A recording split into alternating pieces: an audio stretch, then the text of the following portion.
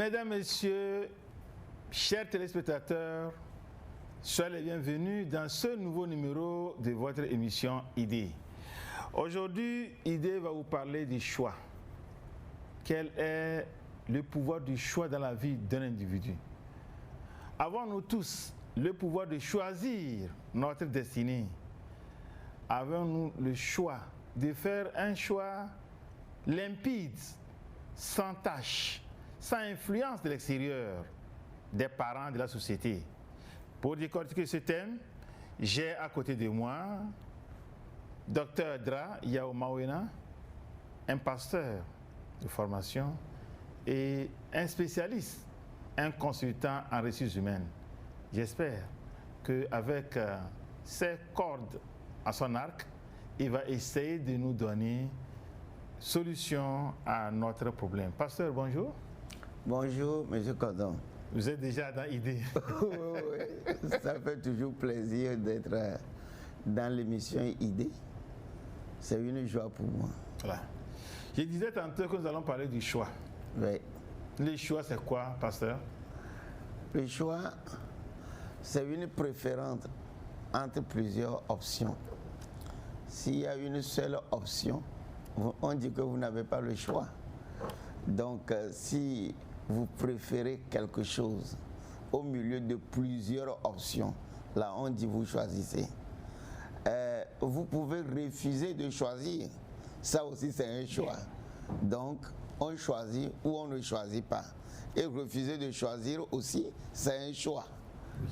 Nous allons plutôt diriger ce thème dans le développement personnel, Ouais. dans la réussite de tout individu dans sa vie. Est-ce que vous pensez que la réussite ou la non-réussite d'une personne dans sa vie dépend de son choix? Oui, en matière de développement personnel, je vais répondre à cette question de deux manières. La première manière, le choix ou la proactivité est un don à la naissance. Tout individu a le don de choix. Et quand il grandit, il ne continue pas à choisir. Et dans une journée, on fait plusieurs choix. Un enfant qui vient de naître et qui grandit a une méthodologie de pouvoir aboutir à un choix.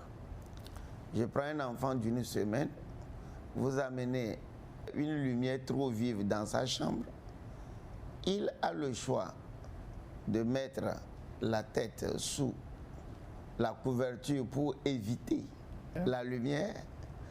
Des fois, l'enfant ferme les yeux, des fois, l'enfant regarde la lumière. Donc, il a trois options et qu'il choisit déjà sans que personne ne l'aide à choisir. Alors, qu'est-ce que je voudrais dire? Devant un stimulus ou bien devant une souffrance, l'homme réagit toujours. Quand je traverse par exemple un blocage, je traverse une difficulté, ou bien quelqu'un me pince, qu'est-ce que je fais? Je dois réagir ou ne pas réagir. Supposons que je me lève maintenant, je vais vers M. Condon, je le gifle. Vous avez un temps de décision. Le fait de gifler est un stimulus, est une souffrance. Alors, à vous de décider votre choix. Soit vous me giflez en retour, soit vous prenez la décision que c'est la dernière fois qu'il vient dans cette émission, soit vous tendez la deuxième, et ainsi de suite. Donc, vous avez plusieurs options et c'est à vous de choisir la meilleure option. Devant l'échec dans la vie, l'échec est un stimulus. La pauvreté est un stimulus. Les déboires constituent un stimulus. Alors la honte. Bon, dans cette honte-là, quelle décision tu as prise? C'est ça qui va déterminer ton demain. Si tu veux continuer dans la honte, tu continues, c'est un choix. Mais si tu t'arrêtes face à ce stimulus et tu prends, tu réfléchis, tu vois dans les options et les options sont diverses. Continuer dans l'échec, rebondir dans l'échec, voir ailleurs toutes les possibilités et tu prends une décision. Là, dans 5 ans, dans 10 ans, les mêmes choses qui ont causé ce qui t'est arrivé ne pourront plus causer ça. Donc, ça, c'est du point de vue purement personnel. Et deuxième cas, nous avons aussi d'autres dons de naissance. Je prends les 4 intelligences que Dieu nous a données aussi gratuitement. Alors, les 4 intelligences, c'est le corps. Et la voie du corps, c'est la discipline. Le mental. La voie du mental, c'est la vision. Le cœur. La voie du cœur, c'est la passion. L'esprit. La voie de l'esprit, c'est la conscience. Et dans ces 4 voies-là, tout le temps, il y a à choisir. Je prends par exemple le mental. C'est-à-dire, vous voulez avoir une vision. À un moment de votre vie, vous avez plusieurs visions. Même vous êtes étudiant, élève, à un moment de votre vie, vous avez des préférences. Je veux devenir ça, je veux devenir ça, conformément aux dons et aux talents que vous avez. Et les dons et talents ne sont pas uniques. À vous de choisir maintenant dans ce que j'appelle la priorité des priorités. Tous les dons, toutes les visions sont prioritaires, mais il faut faire un choix au niveau du mental. Vous prenez le cœur, la passion, l'empathie, l'apathie, aimer, ne pas aimer, haïr. Personne ne va choisir vos amis pour vous. C'est vous-même qui choisissez vos amis conformément à vos critères. C'est un choix. Personne ne peut s'imposer à toi comme ton ami, et à part lui, tu ne dois plus avoir des amis. C'est toi qui choisis tes amis. Et donc, au niveau de la conscience, la notion de bien et de mal, c'est toi qui choisis le bien, c'est toi qui choisis le mal. Au niveau de la discipline, du corps, c'est toi qui choisis d'être discipliné. Et c'est toi qui choisis aussi de vivre dans la distraction. Donc, il y a beaucoup de choses que personne ne peut te choisir. Dieu ne peut pas te le choisir parce qu'il t'a créé un homme libre. Tu vas subir quand même les conséquences de ton choix. Tes amis ne peuvent pas te choisir parce que tu es un homme libre. C'est toi-même qui es au centre de tes choix. Et le choix que tu fais aujourd'hui détermine ton avenir demain. Est-ce qu'on peut conclure par là que le choix, c'est un pouvoir que la nature a donné à l'être humain? Le choix est plutôt une influence. Et cette influence est tellement forte que ça façonne la vie de tout un individu. Dans l'enfance, tu fais le choix de devenir médecin. Ça, c'est mental. Et que dans le cœur, tu développes la passion, la volonté, la détermination. Le corps, tu es discipliné. C'est des choix. Maintenant, 10 ans plus tard, on te voit comment? En blouse. Tout pour opérer quelqu'un. Or, le choix là a été fait depuis 10 ans auparavant. Donc, le choix t'a façonné. Tu ne peux pas faire le choix d'être agronome et vouloir devenir un jour médecin.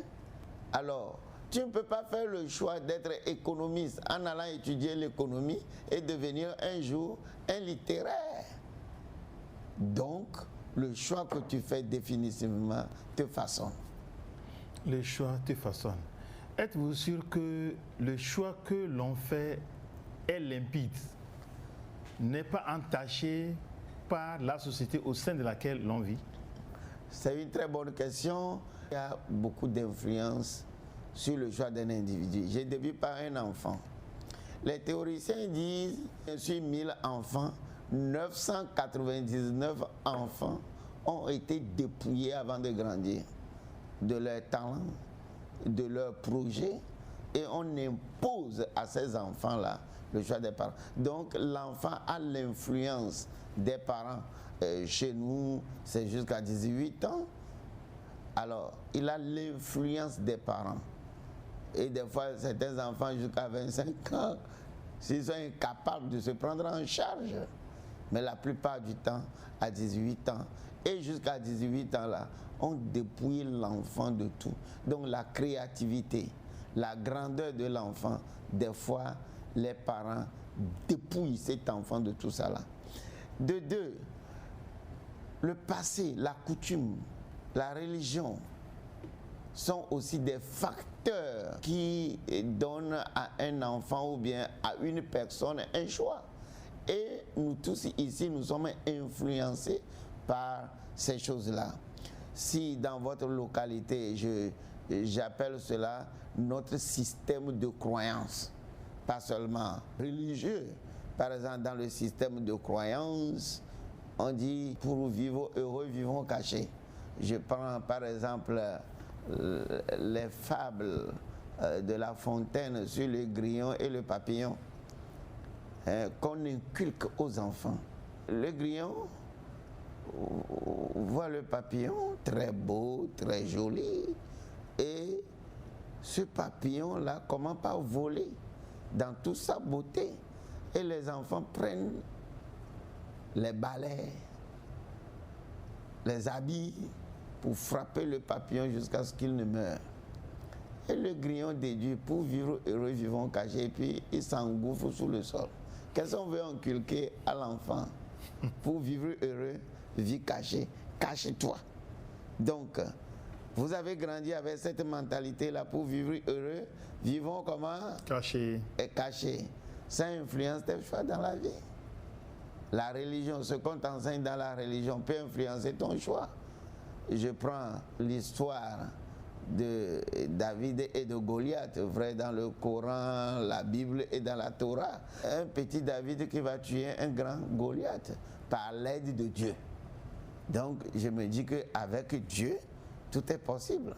Et ça me permet de faire des choix qui sont supérieurs, plus que mon entendement, des choix.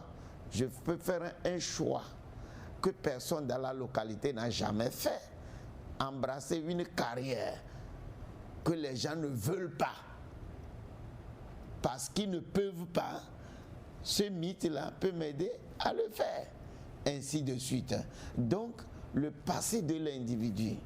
Quand ton passé dit, nous dans notre famille, il n'y a pas l'argent, nous sommes pauvres dans notre famille. Si tu vas à l'école, fais attention aux riches. Tes parents t'inculquent ça dans la tête.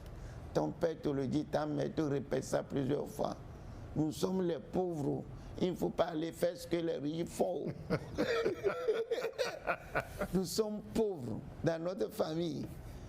Ne va pas faire des camaraderies de riz pour amener dans cette maison. Très souvent, on a été victime de tout ça là. Donc tu réfléchis, pauvre, pauvre, pauvre. Nous sommes pauvres. Nous sommes pauvres. On piétine ton droit aussi. Tu dis, je suis pauvre. Je ne vais pas revendiquer. On fait ceci pour... Oh, je viens d'une famille pauvre. Ce n'est pas pour des gens comme nous. Donc, ton passé, ton origine influence le choix que tu fais. Et je pense que pour pouvoir réussir, il faut aller au-delà de l'origine, du passé. Les gènes, tu ne peux pas choisir ça. Mais des fois, les gènes t'influencent. Par exemple, vous venez d'une famille dans laquelle il y a une maladie génétique. Oui. L'enfant naît avec hépatite ou bien drépanocytose. Oui. Ce n'est pas la drépanocytose ou bien l'hépatite qui est le problème. Ou bien des problèmes bizarres des fois, des problèmes dus héréditaires. Ce n'est pas ça qui est le problème. Comment tu réagis face à ça? C'est ta réaction qui détermine le fait que cette maladie-là t'abatte ou bien tu sors triomphant de cette maladie. Alors, moi je pense que quel que soit ce que vous traversez, votre passé, le génétique, qui entraîne beaucoup de choses dans notre vie, on peut aller au-delà. Et arrêter cela si c'est possible. C'est mon point de vue. Oui. Là, vous me donnez l'occasion de parler du pouvoir du choix. Oui. Quel est alors le pouvoir du choix sur le devenir de l'individu? Monsieur Condon, que je vois aujourd'hui, est le résultat du choix qu'il avait fait il y a 20 ans, 25 ans, 30 ans, 40 ans ou bien 10 ans. L'émission que vous faites aujourd'hui dans ID, ce n'est que le résultat du choix que vous avez fait. Il y a d'autres émissions que vous pouvez faire, mais vous avez choisi ça et vous le faites si bien. Félicitations. Merci beaucoup. L'enfant n'a pas choisi de venir au monde. Les parents sont responsables de sa venue au monde. le tendre âge, l'enfant n'a pas le choix de son devenir. Et ceux qui choisissent pour lui, font-ils le bien ou bien le mal en lui choisissant les options? Par exemple, un enfant à l'âge de 6 ans ne choisit pas d'aller à l'école, ce sont les parents qui l'envoient à l'école. Un enfant de 6 ans veut même aller à l'école, mais certains parents choisissent de ne pas l'envoyer à l'école. Et après, il se retrouve dans une situation telle que nous la connaissons.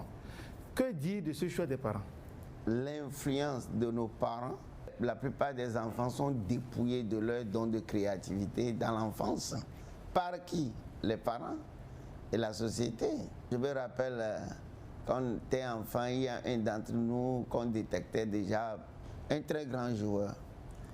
Et chaque fois qu'on revenait d'un match de football ou bien on allait jouer pour nous amener, on revenait, on le prenait, on le tabassait. De ne plus toucher au football pour pouvoir réussir à l'école. Et aujourd'hui, dans l'éducation aussi, il n'a pas réussi. Et chaque fois que je le vois, il dit, mais tu pouvais continuer dans le football. À l'époque, dans nos environs, ou bien dans nos localités, nous l'appelions tous à Adekambi. Parce qu'il était talentueux, mais on lui avait dépouillé de cela. Ce talent. Bon, ceci dit, êtes-vous d'accord pour ceux-là qui affirment que la vie est un choix? Parfaitement d'accord, complètement d'accord. La vie est un choix. Ton succès et ton échec, c'est un choix. Tu peux choisir de réussir, tu peux choisir d'échouer. Et dire aujourd'hui vous n'avez rien. Est-ce que le mental, vous avez une vision? Vous n'avez pas la vision. Est-ce que vous avez la volonté, la détermination, la passion? Vous n'en avez pas. Est-ce que vous avez la discipline? Vous n'en avez pas. Donc, on ne peut pas dire que vous voulez réussir, mais la vie d'échec que vous menez, c'est un destin. Parce que à la naissance, tout le monde a le don de choix. Tout le monde a le don des 4 intelligences. Tout le monde a le don des lois, des prescriptions que Dieu a mis dans ces 3 grands colis. Quand tu viens dans ton berceau, on met ça dans le berceau avant de te déposer dedans. Oui, avant de te déposer. Je donne un exemple. Oui. Une femme qui se marie. Elle arrive dans le foyer, le mariage, l'homme a ses principes. Oui.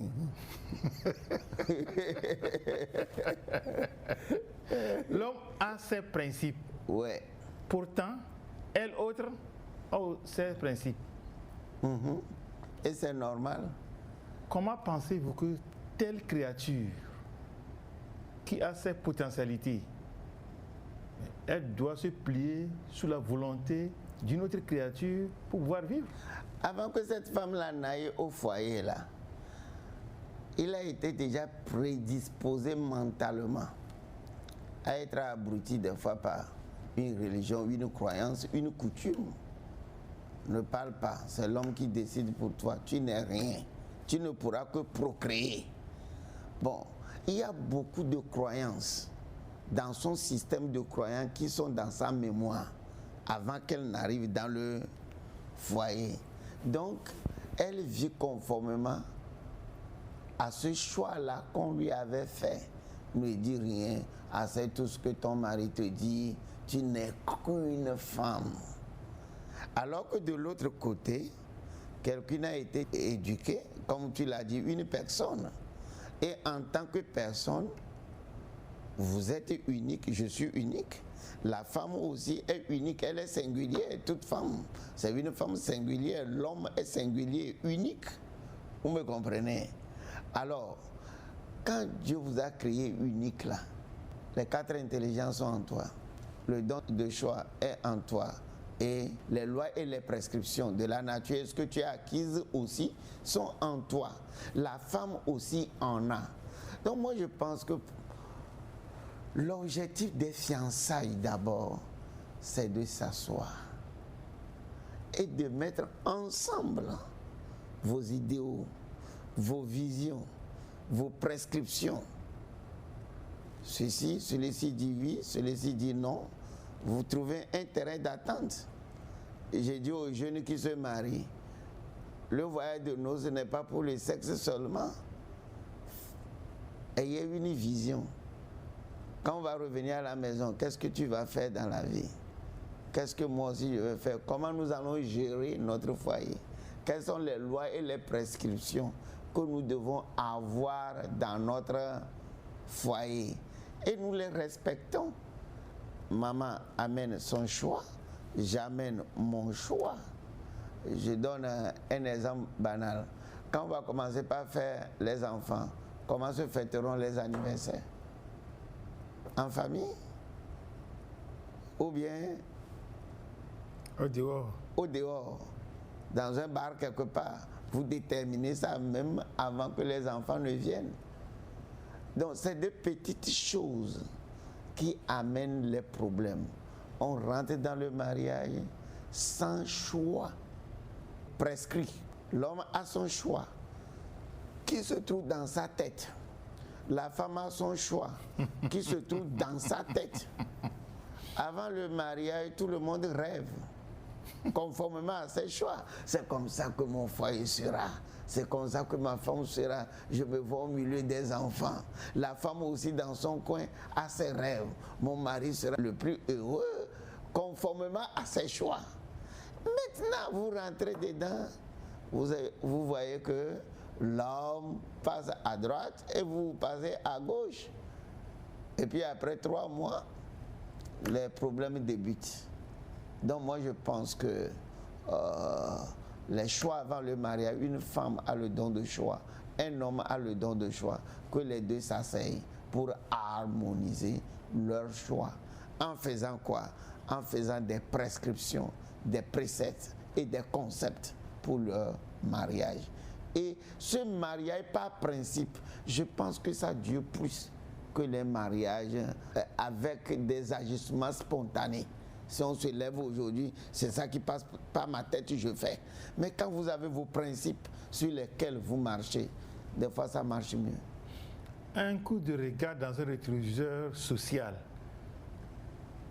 que cela révèle-t-il à vous? Est-ce que vous pensez que les gens font ce choix dont vous parlez, ou bien les gens se marient et que c'est l'homme à la dernière minute qui impose toute sa volonté à sa compagne? C'est ça que j'ai dit, qu'un individu est basé sur des principes, des préceptes. J'appelle quelque chose le système de croyance. Qu'est-ce que tes parents t'ont dit quand tu étais enfant? Qu'est-ce que la société t'a enseigné? Qu'est-ce qu'on t'a enseigné sur le mariage? Maintenant, tu vas à l'église, tu vas à la mosquée, tu vas dans un couvent animiste. Qu'est-ce qu'on a inculqué en toi? Le jour ou bien les jours qui précèdent le mariage ou bien le jour du mariage, qu'est-ce qu'on a dit comme conseil et qui a donné ces conseils-là? Est-ce que c'est un coutumier? Comment ils font? Je me rappelle, je voudrais me marier et mon père dit, c'est un choix que tu as fait. Mais je te rappelle que tu es un drap. C'est-à-dire, je suis de la famille drap. Le jour où tu n'en voudras plus, viens, je vais aller te prendre une autre. Parce que dans ma famille, c'est la polygamie. Or, moi, je suis pasteur. Mais il m'a donné ce conseil-là et puis j'ai souri. En réalité, un pasteur a le droit de marier une seule femme. Vous êtes musulman, vous avez le droit d'en prendre 3, n'est-ce pas? Donc, c'est des préceptes que vous avez dans votre tête avant de vous marier. Maintenant, une nouvelle idée de ma religion chrétienne vient balayer ce précepte-là que mon père m'a dit. Il dit non, mais quelque chose qui arrive, un homme, une femme. Oui. Consultant en ressources humaines. Oui. Durant vos consultations, durant vos contacts avec les uns ou les autres, arrivez-vous à déterminer que les gens arrivent-ils à faire leur choix propre à eux? Ou bien ils sont influencés toujours par le choix d'autrui? La plupart des femmes qui disent « je n'aime pas mon mari », je dis « pourquoi alors vous l'avez épousé ?» Il dit que mon père me l'a imposé. Ma mère me l'a imposé. Bon, Ça, c'est des exemples. Des gens, dans le ventre de leur mère, on dit, si elle est fille, elle sera pour ce garçon ou bien pour ce monsieur. Donc, la fille n'a même pas le choix. Maintenant, elle s'efforce à aimer. Il y a des gens qui ont été influencés par leurs amis. Par exemple, un problème de famille. Vous racontez ça à vos amis qui vous donnent de mauvais conseils. Ça peut être de bons conseils. En d'autres termes, vos amis déterminent vos choix. Et puis tu viens appliquer ce que ton ami t'a dit. Nous appelons ça en ressources humaines la troisième voie dans le mariage. Le mariage, c'est entre toi, ton mari, et puis ton créateur. N'oubliez pas que dans le jardin d'Éden, il y avait Dieu, il y avait l'homme, il y avait la femme. L'homme avait une prescription unique. Ne mangeons pas cet arbre-là.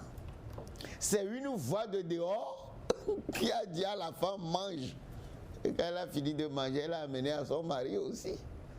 Donc, quand la voix de dehors vient, c'est-à-dire que la voix de dehors fait quoi? Vous faites un choix. L'homme dit, je ne mangerai pas. La femme dit, je ne mangerai. Je donne cet exemple parce que c'est vrai pour les trois grandes religions. Donc, tous, nous sommes d'accord que la femme a fait un choix influencé par un facteur de dehors, un serpent. Et quand cette femme-là est arrivée, elle a détruit les préceptes et les prescriptions et les ordonnances de leur couple. Cette voix de dehors aujourd'hui n'est pas le serpent, c'est un ami.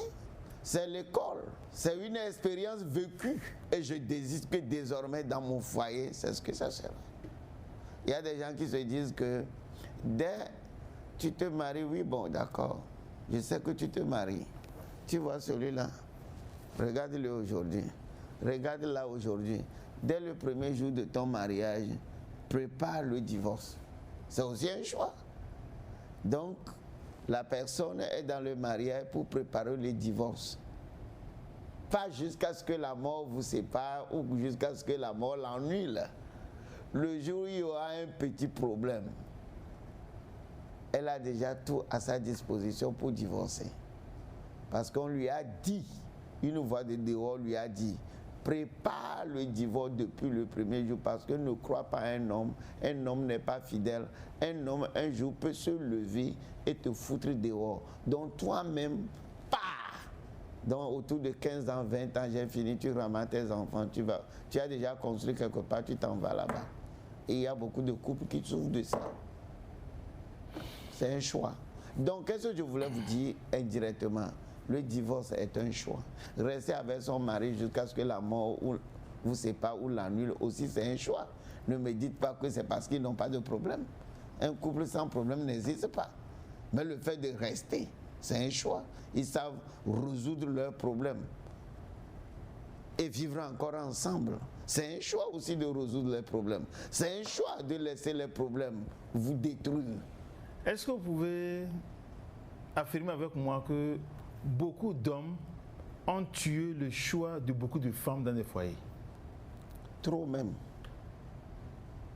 Un homme pour épouser une femme qui va voir les parents de la femme, pour que les parents de la femme influencent la femme.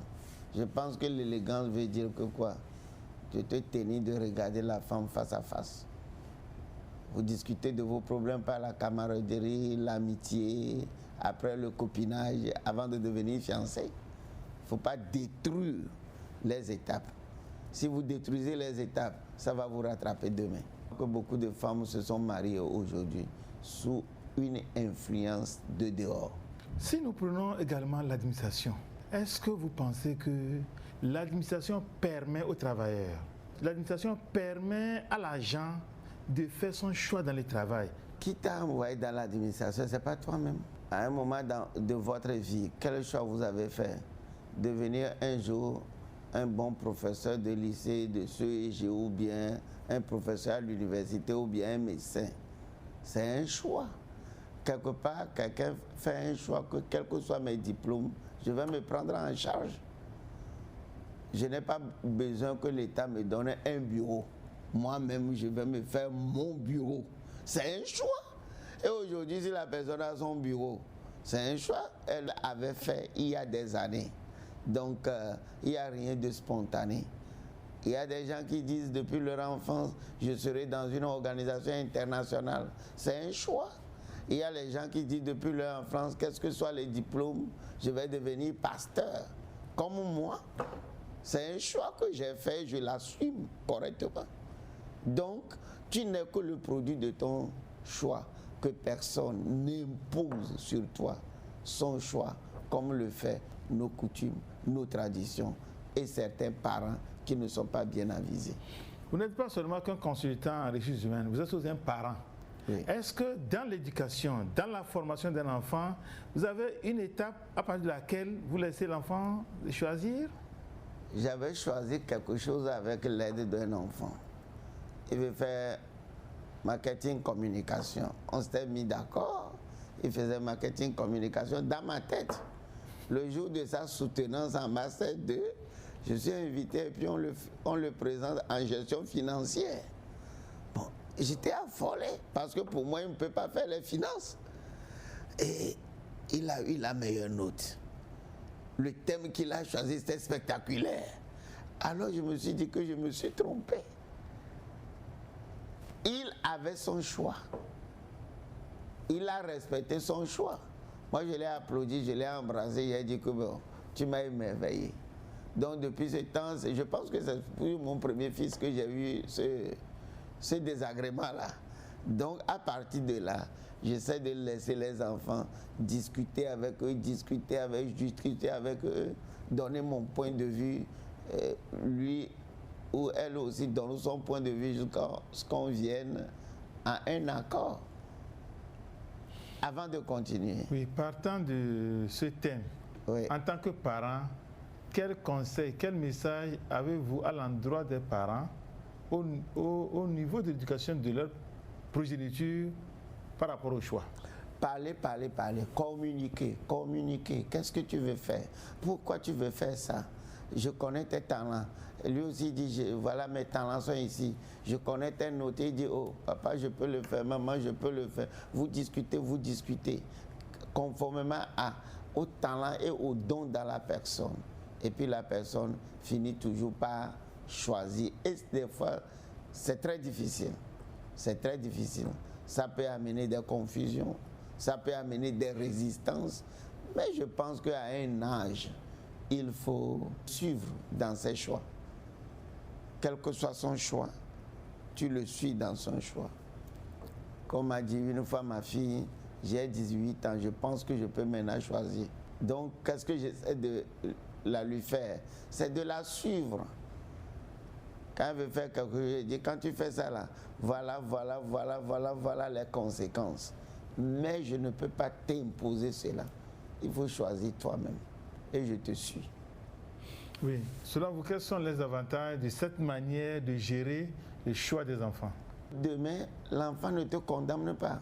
Si tu forces un enfant à faire quelque chose qu'il ou qu'elle ne veut pas faire, demain, quand elle échoue ou bien il échoue, il va te condamner. C'est toi qui m'as obligé à faire ça. C'est toi qui m'as obligé à faire cela. Mais si tu la laisses choisir elle-même ou bien lui-même, ce qui arrive, c'est que la personne assume son choix. Il est ce qu'il est à partir du choix que lui-même il avait fait. Fort de cette expérience, pensez-vous qu'il faut laisser l'enfant faire son choix à partir de quel âge? Nous avons une loi dans notre pays, 18 ans, on dit que la personne n'est plus mineure. Vous voyez, dans la loi, si un enfant agit avant 18 ans, on dit qu'il n'a pas agi volontairement. comme un être libre parce qu'il a l'influence de ses parents. Mais à partir de 18 ans, on suppose qu'il a agi librement. C'est lui-même qui a fait ce choix-là. En l'an 399 avant Jésus-Christ, il y avait un philosophe du nom de Socrate qui avait refusé d'adorer les dieux d'Athènes. Et on avait dit de le pendre. Mais lui, d'abord, il a fait le choix de ne pas adorer Dieu. Il savait que c'est contre la loi. Quand on voulait le tuer, il a fait encore, au lieu de me pendre, lui-même, il dit, je vais prendre le poison et me suicider. Donc toujours, c'est lui-même qui a fait le choix. C'est-à-dire, sous la loi, au lieu de me pendre, je prends le poison. Donc définitivement, est-ce qu'il était libre en faisant son choix? Par rapport à l'importance du choix et le pouvoir que ce choix dans le devenir des gens, pensez-vous qu'il y a des gens qui arrivent à choisir dans leur vie? Je pense qu'à un moment de ta vie, il faut t'arrêter et choisir. Face à un stimulus de dehors qui te frappe, il faut choisir. Par exemple, la pauvreté. Dois-je mourir de la sorte? À partir d'aujourd'hui, je prends la décision de me battre. C'est un choix. La pauvreté. Ok, mes parents ont souffert dans la misère, dans la précarité. Que vais-je faire? Moi aussi, je vais souffrir jusqu'à mourir. Ça aussi, c'est un choix. Comme l'a dit bien quelqu'un, la vie est un combat. Il faut te battre pour vaincre et vaincre pour vivre. Donc, tu peux choisir le fait de laisser faire ce qui t'arrive parce que c'est ton destin, tu te résilies, ou bien tu te lèves pour changer ta condition. Et je pense que le deuxième choix est le meilleur. Il faut se battre. Quand tu échoues en te battant, on comprend. C'est avec les armes à la main. Mais quand tu échoues, parce que tu as accepté ta condition, ça aussi, c'est un autre choix qui est très désastreux. Oui, je veux balancer un peu sur votre terrain de prédilection en disant que il y a une phrase, je ne sais pas si c'est un verset, c'est une citation, « Heureux les pauvres, car le royaume des cieux est à eux. » On dit « heureux les pauvres ». Est-ce qu'on a dit les pauvres financiers? Je ne sais pas. Tout le monde en fait une interprétation. Mais moi aussi, je vous dis autre chose. L'Esprit du Seigneur est sur moi parce qu'il m'a un peu annoncé la bonne nouvelle aux pauvres. Est-ce qu'on peut dire à un pauvre, tu seras plus pauvre? Est-ce que c'est une bonne nouvelle? Moi, je pense que la Bible, comme le Coran, comme la Torah, des fois subit des influences d'interprétation selon ce que le théologien, colonisateur ou quoi.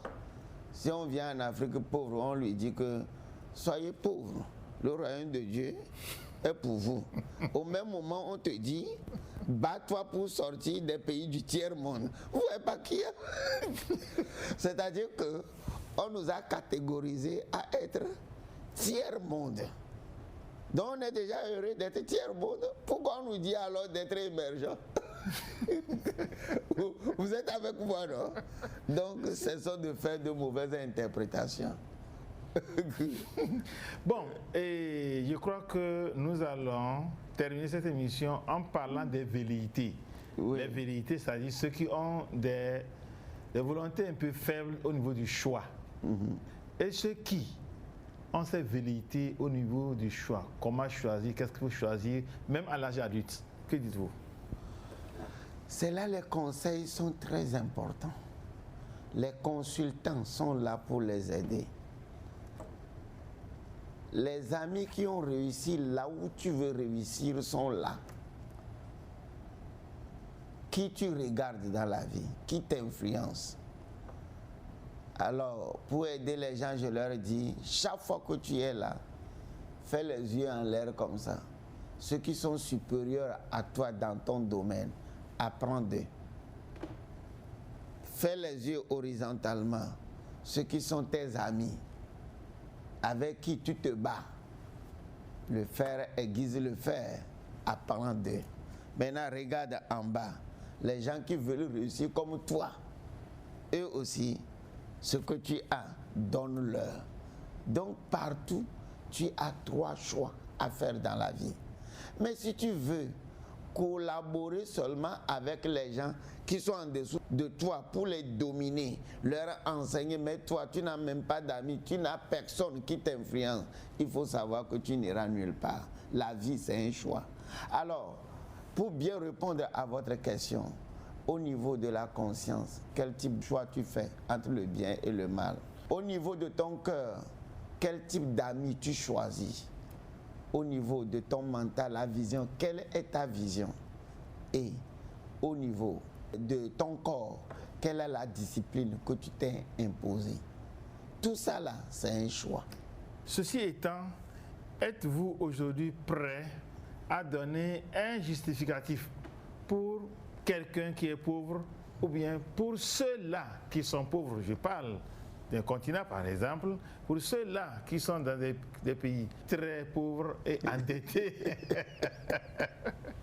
Est-ce que vous avez, par rapport au choix, des arguments pour féliciter ceux qui sont en train d'émerger, ceux qui sont en train de se développer et ceux-là qui sont dans la pauvreté? Ceux qui sont en train d'émerger là, c'est la mentalité qui a d'abord changé. C'est pourquoi on doit d'abord en tout faire une éducation de la mentalité ici. Le développement à la base aide d'abord les jeunes encore dans une formation pour qu'ils changent leur mentalité avant de leur donner des sous. Et moi j'apprécie ça. Si la mentalité ne change pas, même si tu peux donner 1 million à quelqu'un qui se dit pauvre là, quand il va quitter là-bas, il va aller changer 2 porcs, manger, bien manger, et le reste de l'argent, il va prendre une femme supplémentaire. C'est tout. Parce que quoi? Il n'a pas la mentalité de produire, l'investissement et avoir l'intérêt, il n'a pas ça. Tout ce qu'il a, tout ce qui entre entre mes mains, je dois manger ça. Le ventre est devant, je dois manger. Donc il faut que la mentalité agisse d'abord. J'ai eu la chance d'aller en Corée du Sud et puis ça ressemble à New York. Première question que j'ai posée, c'est comme ça, vous avez débuté? Ils ont dit non. On a passé d'abord par le changement de mentalité. Nous voulons être comme l'Amérique. Vous voyez? Et puis ils ont bâti leur pays sur ce modèle-là. Donc tout part du mental. Si le mental est médiocre, nous ferons des choix médiocres. Si le mental est bien, on fera des choix bien. Si le mental est très bien, excellent, on fera des choix excellents. Et comme je l'ai dit ici, l'excellence n'est pas un don. L'excellence est un choix. Et tous les individus dans une localité acceptent l'excellence. Qu'est-ce que ces individus-là sont en train de faire? Ils sont en train de dire que quoi? Toute notre nation sera excellente. Mais au moment où des individus aiment l'excellence, le beau, le vrai, l'excellent, d'autres aiment la médiocrité. Ça se voit dans notre comportement. Vous connaissez un joueur américain du nom de Foreman. Il dit que depuis que j'étais enfant, quand mes parents me conduisent proche du quartier et des riches, des stars américaines, je me dis, un jour, moi aussi je serai ici. Alors que ses frères disaient quoi? C'est des voleurs qui sont là-bas, c'est des escrocs, ceux qui ont pillé le pays, c'est eux qui sont là-bas. Et nous, on est pauvres. Ils regardent ce quartier-là avec dédain. Comment est-ce que tu peux choisir un jour ce que tu regardes avec dédain? Comment est-ce que tu peux vivre un jour ce que tu dans le quartier de dédain depuis ton enfance? Donc ce que tu aimes, si tu choisis aimer ce qui est bon, un jour tu l'auras. Donc Foreman a été un bon boxeur. Aujourd'hui, il est star. En tant que star, il vit dans ce quartier chic Et ses frères sont dans les quartiers pauvres. Parce que quoi?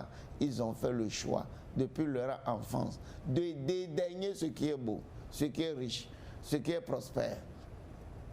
Quand la conscience collective a du dédain pour la réussite, a du dédain pour la promotion, a du dédain pour ce qui évolue, nous tous, on sera comme des crabes dans un panier. Des crabes dans un panier. Après le choix individuel, on va au niveau du choix collectif. Ouais. Un peuple peut-il choisir? Une nation peut-elle choisir? Un quartier peut-il choisir? Un village peut-il choisir?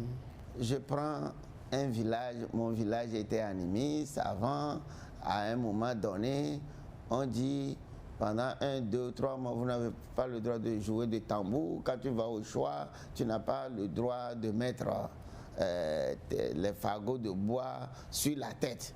C'est un choix que nos grands-parents avaient fait. Mais nous, la nouvelle génération, on a brisé tout ça là. On a fait de nouveaux choix. La liberté de religion. Si tu veux le faire, fais. Les jeunes ne veulent pas faire. Et personne ne les inquiète plus. Oh, quand nous, on était au CEG, ce n'était pas possible. Mais aujourd'hui, les gens ont changé cette loi-là, cette prescription, ce système de croyance. Et ils vivent dans une plus grande liberté. Au niveau national et autres, tout ce que je peux dire, tout vient par le changement de mentalité. Nos autorités veulent l'émergence. En l'an 30, le Togo sera un pays émergent. Mais si la population réfléchit médiocre, on ne sera jamais émergent. Est-ce que vous me comprenez? Des fois, M. Condor, voyez un peu ce qui se passe. Vous allez les boulevards qu'on nous fait là. C'est joli, n'est-ce pas? Mais quelqu'un quitte sa maison avec des bouts sales et vient mettre dans les trous pour que ça se bouche. Et quand il pleut là, l'eau ne peut pas circuler. Est-ce que celui-là veut devenir émergent? Au fur et à mesure que ceux qui veulent devenir émergents forcent l'émergence, toi tu restes derrière, tu détruis au fur et à mesure. Et après tu dis, oh la route là est mauvaise. Et maintenant quand on va, on enlève les plastiques du trou, on enlève les choses inimaginables. Et les ONG qui font ça, bravo à eux. Mais je pense qu'il faut une sensibilisation. On ne peut pas avoir quelque chose de son contraire. Je ne condamne personne. Ce n'est pas nous tous qui sommes comme ça. Mais il y a des gens délibérément, je les vois, sortent de la maison avec des choses mauvaises, ils bouchent les caniveaux. Pour terminer, ouais. L'Afrique aujourd'hui fait partie des continents de consommation. Ouais. On a l'impression que le monde dans son partage a rendu l'Afrique un continent de consommateurs.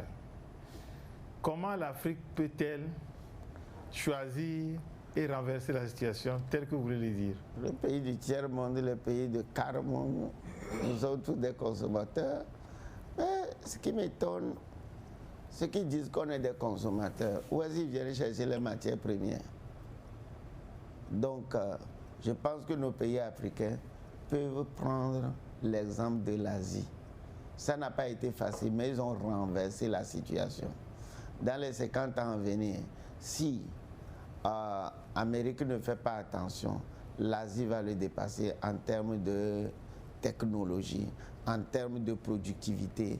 Nous aussi, on peut faire l'exemple. Commençons par changer nos produits.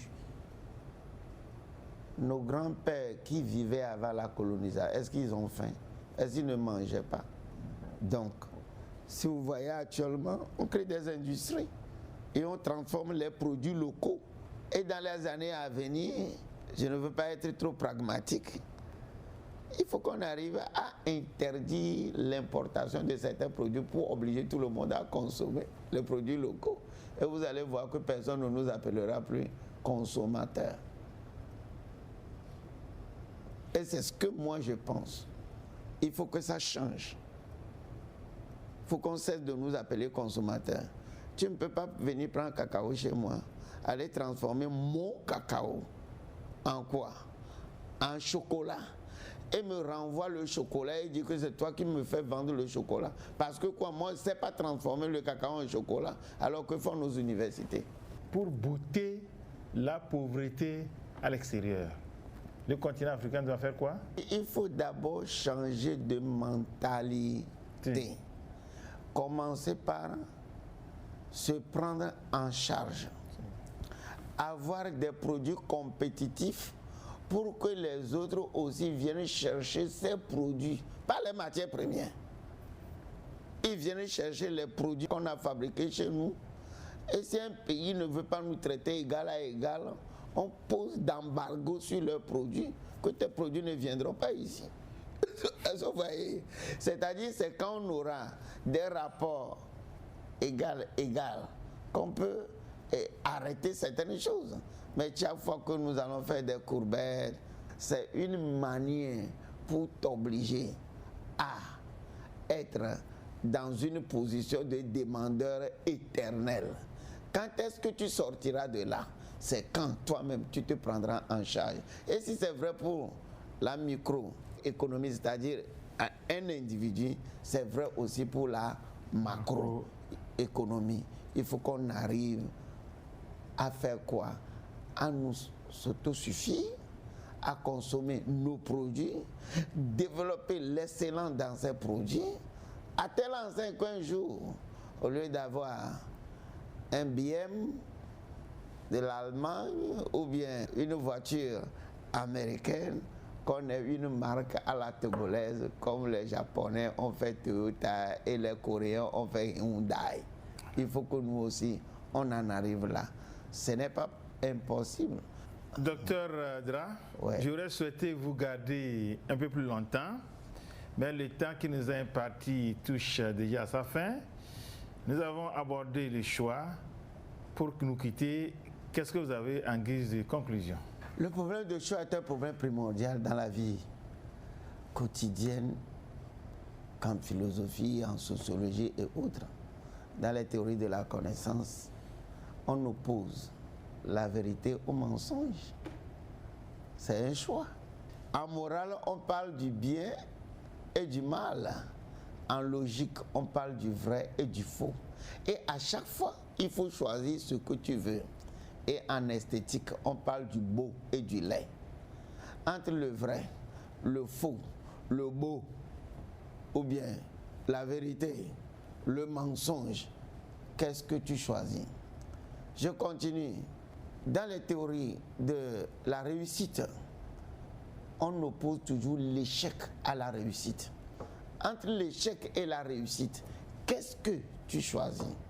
Entre la pauvreté et la richesse, qu'est-ce que tu choisis? C'est toi qui choisis. Et je voudrais dire à tout un chacun que tous les jours, il y a un stimulus qui nous pousse. Il y a un stimulus, une souffrance de dehors qui nous force à faire un choix. Ne faisons jamais un choix de désespoir, mais faisons un choix de l'espoir. Un choix qui va nous permettre de transformer même les forêts en un lieu habitable. Un choix qui va nous permettre de changer les montagnes en une plaine. Un choix qui va nous permettre un jour de faire pousser la mer et d'avoir des habitations sur la côte. Merci beaucoup. Nous sommes arrivés ainsi à la fin de notre émission. Ce qui me reste à vous dire, pasteur, docteur Dra, merci une fois encore d'avoir accepté notre invitation.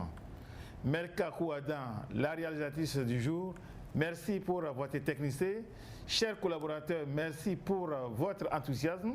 Chers téléspectateurs, nous allons nous retrouver la semaine prochaine. Mais d'ici là, bye bye.